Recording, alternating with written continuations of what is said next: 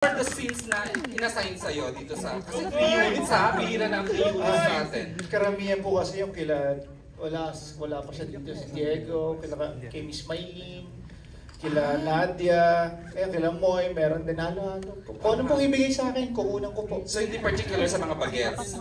Because sa age ba, nakamakasaya? Parang yung sa kanya kasi, the scenes that are not naka-cluster kasi, limbawa, we do the mga mansion. Okay. So yan, si Direk Lau yan. So yung mga labi sa labas, yung mga nagkita sa forest, gano'n.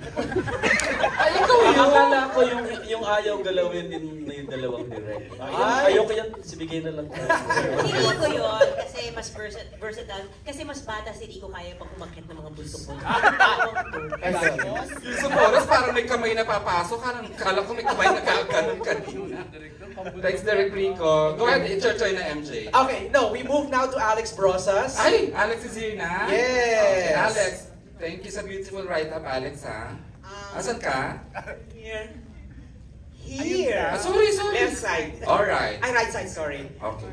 Kay Kyle and kay Gray, what do you love and what do you hate about your character?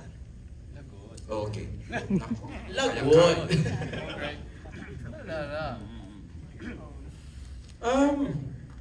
Siguro din lang po ako sa love.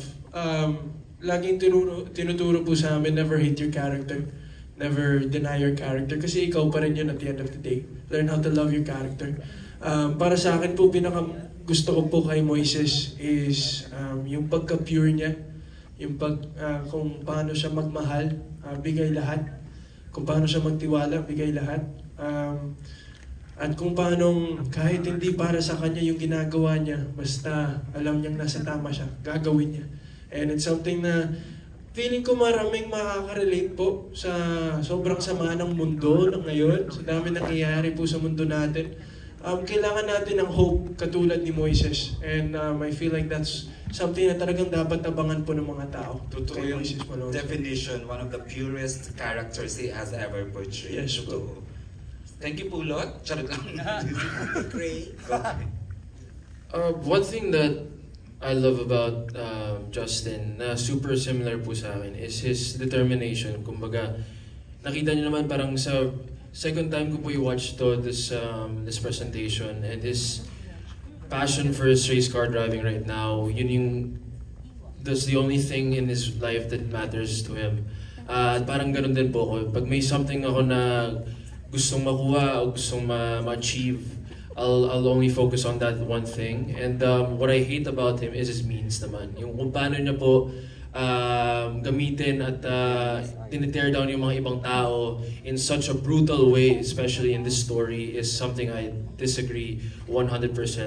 Ako, I'm the type of person that likes to just be in his own lane, and I think complete opposite po kami dun with the domination of the terrain na ginagawa ni Justin sa mga kapwa niya. Okay na, Lex? One more. Piolo. Alex. If we are to scrape your character, what will we discover? Oh, wow. There's a lot. Well, of course, he starts out bad, but through the course of time, he goes through certain situations and he will have to face his demons and whether to choose right or wrong. So marami talagang kapupulutan ng lessons sa character ko. And we're halfway through with the shoot, so marami pa siyang pupuntahan. And I really brought him to the darkest side, so para yung redemption niya mas malaki yung paglagpak niya bilang tao. So I really want to make him as human as possible, and I'm sure maraming makaka-identify sa kanya. Thank you, PJ. Thank you, Alex, for your question. We now have Marinelle Cruz of Inquirer. Miss Marinelle is here. Hi. Hello guys. My question is for PJ, Kyle, Gray, and Tito Pip. Ayun, kasi di ba we have read news about yung mga kids getting killed or getting hurt pagdating sa hazing. And yet, yung mga fraternities, they still exist dahil sa brotherhood. Tapos, pero in fairness to them, marami din namang mga success stories of loyalty and pagtutulungan. So, what are your thoughts on joining one if in like an alternate reality you're offered to do it? Which? Inspiration to ni Joel Mercado, so si Joel na charot lang. Pero Can you share, Peach, Gray, and Since yeah, I was called first. I just like, you know, if it's for common good, I do it depending on what you have to do. I don't believe in hazing. I mean, there are other ways. I believe so. So, dun ako. But if it's for a good cause, I'd do it. Okay. Kyle? Ako po personally, hindi ko po nakikita sarili ko na pumasok po sa isang fraternity. Pero dahil po, napasukan po namin yung mundo na yun, may mga nakausap din po kami na galing talaga sa fraternity. Meron nga pong taga-fraternity na nasa set po talaga mismo. Dahil po sa kanila na nagbukas po talaga yung mata ko sa mundo nila, kung anong tingin nila sa fraternity. There's still beauty to it, in their tradition. There's still ways to go around hazing. Siyempre, hindi po talaga pwede sa bansa natin ngayon. So now there's different ways of hazing. Hindi naman necessarily talaga nagpapatin na ngayon. But like I said po, para sa akin hindi po ako papasok. Pero dahil sa mga sinabi po sa amin ni Gray at sa buong fraternity, I see why papasok po yung ibang tao doon. Thank you, Kyle. Gray? I think it really depends on your career path and your goals in life.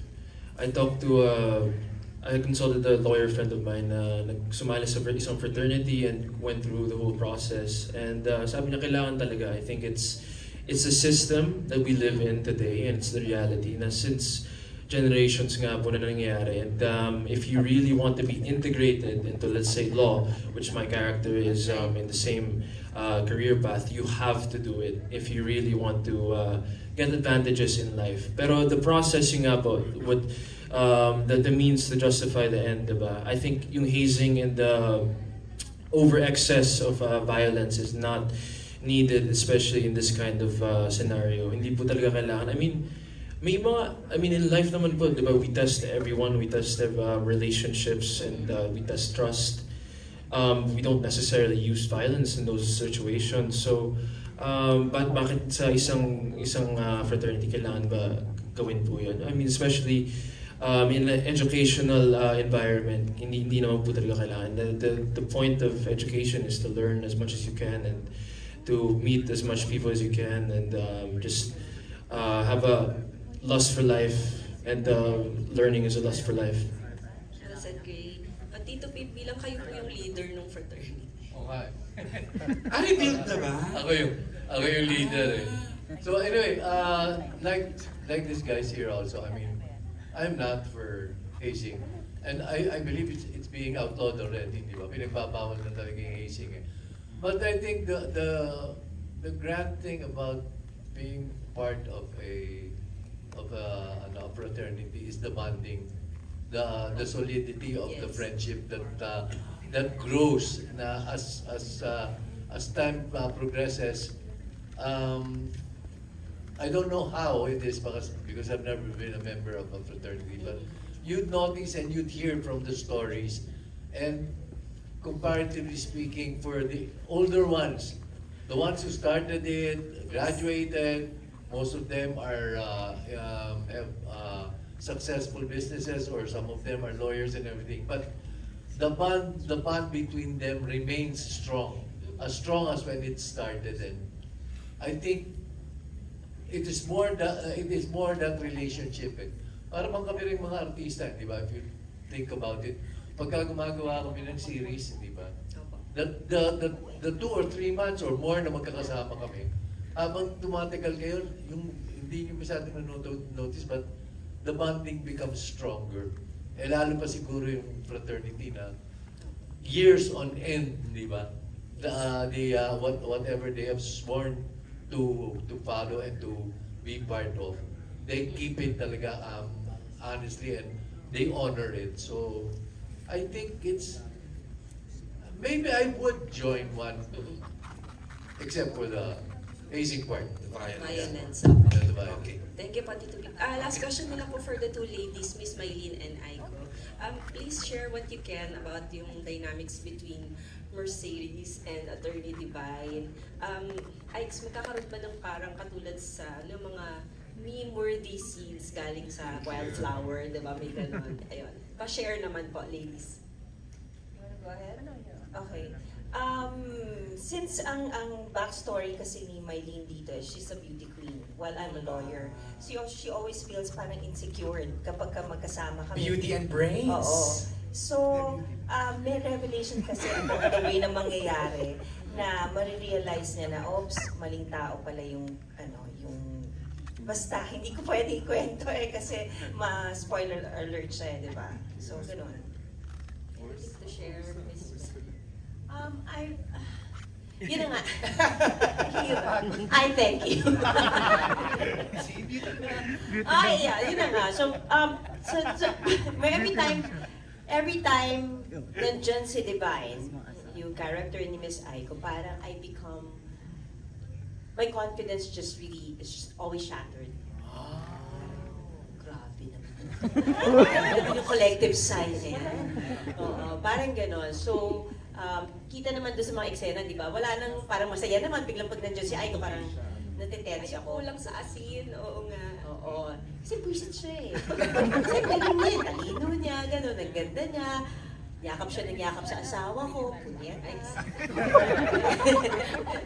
So there. Parang I feel like I have nothing to contribute with this sa family na ito that is so intellectual. They're all lawyers, they're all strong. Ako ganda lang naman yung baon ko.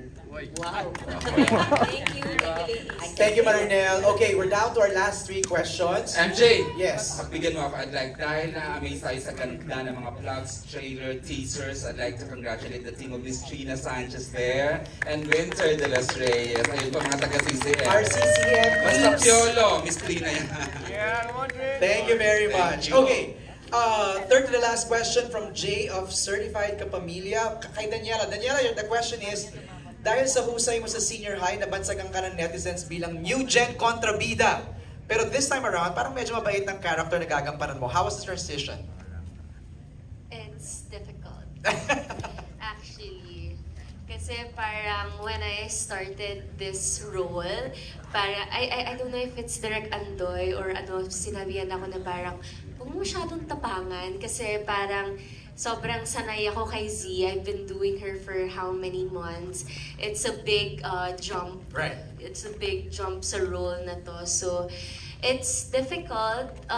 Until now, while still doing Sagrado, nahihirapan po ako kasi I'm doing High Street at the same time. So, switch character every 2 weeks. So, right.